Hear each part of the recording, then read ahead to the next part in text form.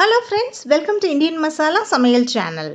இன்றைக்கி நம்மளோட கிச்சனில் ரோஸ் மில்க் வீட்டிலையே எப்படி சூப்பராக செய்யலாம் அப்படின்றது தான் பார்க்க போகிறோம்.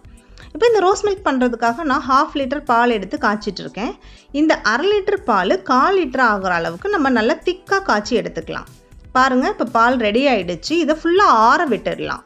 இப்போது இதுக்கு தேவையான ரோஸ் எசன்ஸ் எடுத்துக்கலாம்.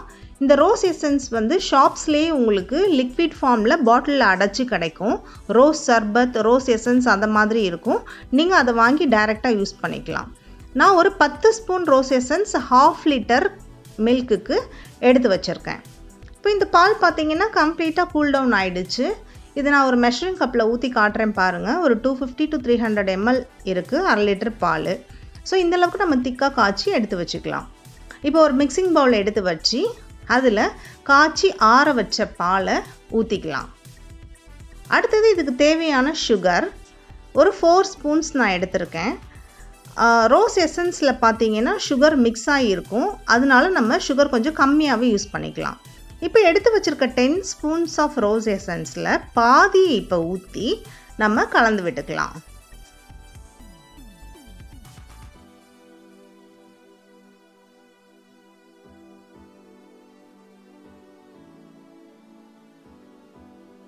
பாருங்கள், கலர் அந்த அளவுக்கு ரிச்சாக இல்லை.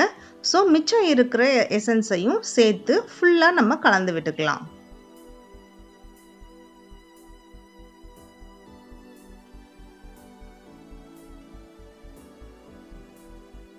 இந்த ரோஸ் எசன்ஸ், மில்க்கு, சுகர் எல்லாமே நல்லா கலக்கிற அளவுக்கு ஃபுல்லாக கலந்து விட்டுக்கோங்க. இப்போ பாருங்கள், கலர் சூப்பராக இருக்குது. டேஸ்ட்டும் ரொம்ப நல்லா இருக்குது. நான் டேஸ்ட் பண்ணி பார்த்துட்டேன். இப்போ இந்த ரோஸ் மில்க்கு ரெடி ஆகிடுச்சு. ஸோ இதை சில்லாக சர்வ் பண்ணலாம். அதுக்காக நான் கொஞ்சம் ஐஸ் க்யூப்ஸ் எடுத்து வச்சுருக்கேன். இந்த மாதிரி ஒரு டாலான டம்ளரில் ஐஸ் க்யூப்ஸ் ஆட் பண்ணிக்கோங்க. அது மேலேயே நம்ம மிக்ஸ் பண்ணி வச்சுருக்க ரோஸ் மில்க்கையும் சேர்த்துக்கலாம்.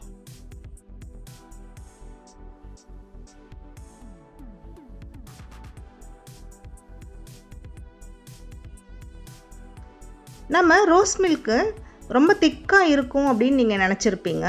இப்போ இதில் ஐஸ் க்யூப்ஸ் நீங்கள் மிக்ஸ் பண்ணும்போது அந்த திக்கான கன்சிஸ்டன்சி இந்த ஐஸ் க்யூபோடு கலந்து ஒரு பர்ஃபெக்டான கன்சிஸ்டன்சியில் உங்களுக்கு ரோஸ் மில்க்கு கிடைக்கும்.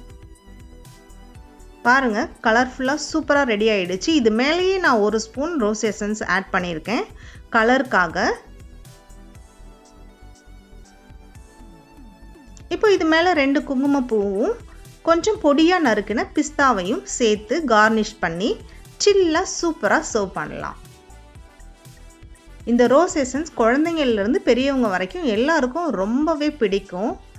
இது ஒரு சம்மர் ஸ்பெஷல் ட்ரிங்க்குன்னே சொல்லலாம். ஒரு டைம் நீங்கள் பண்ணிங்கன்னா வீட்டில் குழந்தைங்க அடிக்கடி செய்ய சொல்லி கேட்டுகிட்டே இருப்பாங்க. நீங்கள் கண்டிப்பாக இதே மாதிரி ட்ரை பண்ணி பாருங்கள்.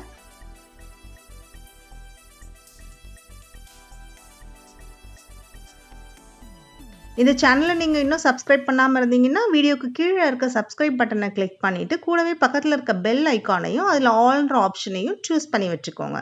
அப்போ இந்த சேனலில் வர நியூ வீடியோஸ் எல்லாமே உங்களுக்கு நோட்டிஃபிகேஷனாக வந்து அப்டேட் ஆகிட்டே இருக்கும்.